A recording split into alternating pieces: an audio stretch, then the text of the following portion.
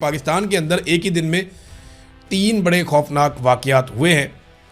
हमारे बड़े अच्छे जर्नलिस्ट हैं मोहम्मद फ़हीम साहब, वो इसको रिपोर्ट करते हैं कि एक दिन में 3 मुबैना ड्रोन हमले हुए। खैबर अकाखेल में ड्रोन हमला, बच्चों समेत 7 अफराद वहाँ पर ज़ख्मी हो गए। पेशावर हसन खेल में ड्रोन हमला, और शुमाली वज़ीरिस्तान में ड्रोन जो है मुस्लिम लीग नून के रहनुमा मलक लियाकत अली वज़ीर का बेटा और 2 भतीजे समेत 3 बच्चे भी वहाँ पे ज़ख्मी हो गए। तो ये ड्रोन हमले हो रहे हैं, इनके खिलाफ एहतजाज भी जारी है।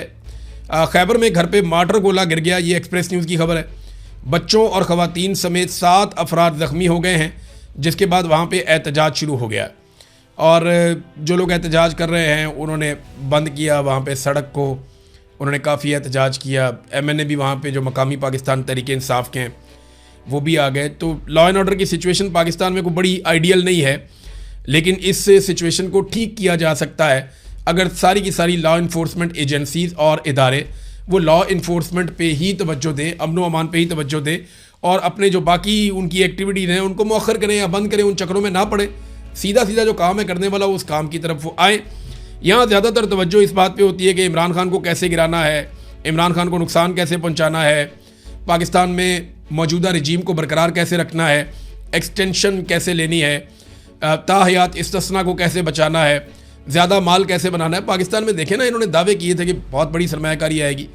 SIFC बनाई थी आर्मी चीफ ने और खरबों डॉलर का कहा था कि इतना पैसा यहाँ से आ जाएगा, इतना वहाँ से आ जाएगा। तो 250 अरब तो इन्होंने गिनवाया हुआ सीधा सीधा ही फिंगर टिप्स के ऊपर। 1 अरब डॉलर भी ये पाकिस्तान में नहीं ला पाए, बल्कि जो पैसा दोस्त ममालिक का पड़ा हुआ था वो भी अब आंखें दिखाते हैं। UAE ने अपना पैसा वापस मांगा, वो पैसा वापस किया कैसे, वो सऊदी अरब से लेके वापस कर दिया, और उसके बदले में फौरी तौर पे सऊदी अरब में अपनी फ़ौज भिजवा दी, अपने तैयारे और लड़ाई का सामान भिजवा दिया। और देखें ये उस मुआहदे के तहत मुझे देखें कोई एतराज़ नहीं है। सऊदी अरब हमारा ब्रादर इस्लामी मुल्क है, हमें एतराज़ नहीं होना चाहिए। हमारा ब्रादर इस्लामी मुल्क है, वो हमारी हिफाजत के लिए, हमारी मदद के लिए आ सकते हैं, हम उनकी हिफाजत के लिए, उनकी मदद के लिए जा सकते हैं। लेकिन अगर 2 मुसलमान मुल्कों में लड़ाई हो जाए तो फिर पाकिस्तान को कहाँ खड़े होना है, इसके ऊपर हमने कभी डिस्कशन ही नहीं की। जो अहम नुक्ता है वो ये है कि सऊदी अरब के ऊपर कोई दुश्मन मुल्क ऐसा अटैक कर दे जो पाकिस्तान का भी दुश्मन है। फ़र्ज़ करें सऊदी अरब पे इसराइल अटैक कर देता है, तो पाकिस्तान तो पूरा खड़ा हो जाएगा सऊदी अरब के साथ और कहेगा जी हम आपके साथ हैं, ऐसी तैसी, हम भी मरेंगे, इनको भी मारेंगे, नहीं छोड़ेंगे। लेकिन अगर सऊदी अरब की और ईरान की लड़ाई हो जाती है तो ऐसे में पाकिस्तान किसके साथ खड़ा होगा? ऐसे में पाकिस्तान का रोल क्या होना चाहिए? ये चीज़ें पार्लियामेंट में डिस्कस होनी चाहिए थी, ये चीज़ें कैबिनेट में डिस्कस होनी चाहिए थी। सियासतदानों को, अवामी मुंतखब नुमाइंदों को इसका फ़ैसला करना चाहिए था, अवामी राय को मद्देनज़र रखते हुए, अवामी जज्बात को मद्देनज़र रखते हुए। लेकिन हुआ ये कि ये फ़ैसला बारों बार कर लिया गया। आर्मी चीफ कमिटमेंट देकर आ जाते हैं किसी नाश्ते में, किसी खाने में, किसी जगह पे, किसी महफिल में, किसी मीटिंग में, शहबाज शरीफ साहब साथ होते हैं और उसके बाद वो काम वो कर दिया जाता है। फिर कोई नहीं देखता कि जनाब कोई कानूनी चीज़ है, कोई आइनी चीज़ है, कोई मुशावरत भी कोई चीज़ होती है, अवाम की राय भी कोई चीज़ होती है, तब कोई कुछ नहीं देखता। बहरहाल पाकिस्तान के हालात तो इन्होंने बेहतर नहीं किए। अभी एक खबर अच्छी है आज के दिन में मेरे पास, कल जो है वो ज़मानत हो गई फ़खरुर रहमान साहब की। सीनियर जर्नलिस्ट हैं, उन्हें गिरफ़्तार किया गया था बोगस किस्म के मुकदमे में। बड़ा तकलीफ़ दे था उनको हथकड़ियों में देखना। तो अच्छी बात यह है बिलाखिर वो रिहा हो गए हैं। और यानी सहाफ़ियों को तो दीवार के साथ लगाया हुआ है पाकिस्तान में। और जिस वक्त उन्हें गिरफ़्तार किया गया ना, चंद मिनट के बाद वो तुर्की के TV पे लाइव जाने वाले थे। अगर ये ड्रामा चंद मिनट के बाद होता ना तो इंटरनेशनल मीडिया भी देखता कि पाकिस्तान के अंदर सहाफ़ियों को कैसे उठाया जाता है, कैसे गिरफ़्तार किया जाता है। ये पाकिस्तान की और बदकिस्मती हो जाती। और वो बल्कि मेरी बात हो रही थी वकील साहब से, तो वो मुझे बता रहे थे कि फ़खरुर रहमान साहब ने कहा कि अच्छा हुआ मैं लाइव नहीं था तुर्की TV के ऊपर, अगर मैं वहाँ लाइव होता या उनके साथ बात कर रहा होता तो ये मुसीबत बन जाती, पाकिस्तान की शर्मिंदगी हो जाती। अब वो आदमी पाकिस्तान के बारे में ऐसे सोच रहा है और आप उसको उठाकर ले जा रहे हैं, मुल्क का दुश्मन बना रहे हैं। हद हो गई। वैसे अपने ज़ाती मफाद के लिए निज़ाम इस लेवल तक गिर जाता है। और वैसे भी जो मुझे पता है कि इस बात पे गुस्सा, उन्होंने एक दिन बताया था कि आसिम मुनीर साहब निजी महफिलों में हर जगह कहते हैं कि जब तक मैं हूँ तब तक इमरान खान बाहर नहीं आता। ये बात सारे जानते हैं, कुछ पाने वाली बात तो नहीं है। सब जानते हैं कि आसिम मुनीर साहब इमरान खान साहब को नहीं छोड़ेंगे, क्योंकि उन्होंने जो इस्तिस्ना लिया उस दिन मुझे आइडिया हो गया था कि ये अंदर से डरे हुए हैं, तो ये इमरान खान से खौफज़दा हैं, ये इमरान खान को नहीं छोड़ेंगे। इस्तिस्ना चीज़ ही ऐसी, वो लेने का मकसद ही मुझे समझ आ गया था। यानी मैं समझता था कि शायद वो मामला कुछ और है, लेकिन नहीं, इस्तेस्ना जो है वो दलेर आदमी का काम नहीं है, वो सामना नहीं कर सकेंगे इमरान खान का, जो मुझे वैसे दिखाई दे रहा है। फिर एक और चीज़ ये है कि मोतीउल्लाह जान साहब को अब नौकरी से हाथ धोने पड़ गए। न्यूज़ ने उनको अचानक बताया जनाब आप घर जाएं, आपकी अब ज़रूरत नहीं है।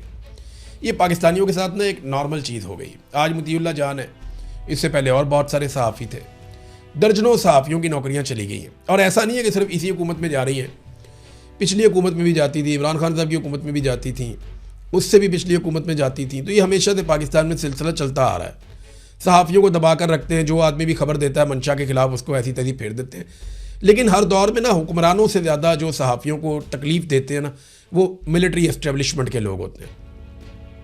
हामिद मीर के प्रोग्राम की बंदिश के पीछे भी मिलिट्री एस्टेब्लिशमेंट थी, बाकी जो प्रोग्राम बंद होते थे उनके पीछे भी मिलिट्री एस्टेब्लिशमेंट होती थी।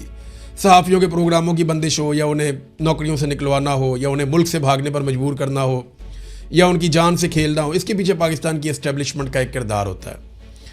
इमरान खान के दौर में ये जुल्म और बर्बरियत हुई, लेकिन इमरान खान साहब ने इसको कभी सपोर्ट नहीं किया। मोतीउल्लाह जान साहब को एजेंसियों ने अगवा किया, 5 घंटे में एक्शन हुआ था। इमरान खान साहब ने, कैबिनेट ने इसके ऊपर एक्शन लिया था।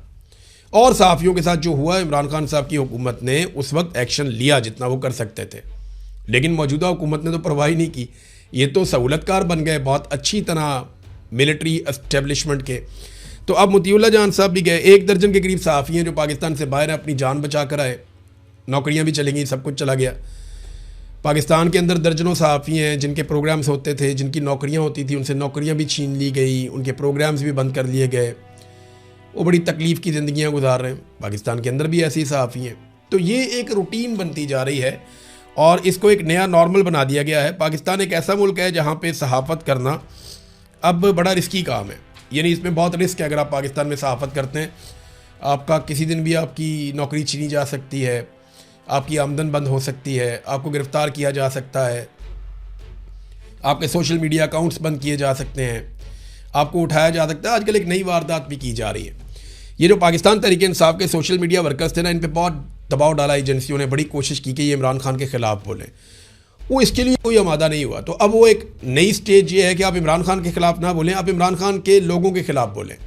यानी आप पाकिस्तान तहरीक इंसाफ में दरार पैदा करें, मुखालफत पैदा करें, तहरीक इंसाफ में आप लड़ाइयाँ करवाएं। बहुत सारे ऐसे लोग हैं बेचारे जो नहीं चाहते, लेकिन इसके बावजूद कई अकाउंट से आप देख रहे होंगे कि पाकिस्तान तहरीक इंसाफ के अंदर लड़ाइयाँ करवाई जा रही हैं। इमरान खान की कोई बुराई नहीं करता, लेकिन एक ने ये ग्रुप बनाया हुआ है, एक ने वो ग्रुप बनाया हुआ है, एक ने वो ग्रुप बनाया हुआ है। तो एस्टेब्लिशमेंट का अपना तरीक़ाकार होता है ना चीज़ों से डील करने का। जब उन्होंने देखा कि ये इमरान खान के ख़िलाफ़ नहीं हो रहा है, सारे उसके साथ खड़े हैं, तो उन्होंने कहा ठीक है, इनको आपस में तो लड़ाओ, कम से कम कमज़ोर तो करो इनको। तो उस कोशिश में वो कुछ हद तक कामयाब हुए हैं। लेकिन कोई एक वाक़या होता है और सारे फिर इकट्ठे हो जाते हैं, और ये बार बार होता है।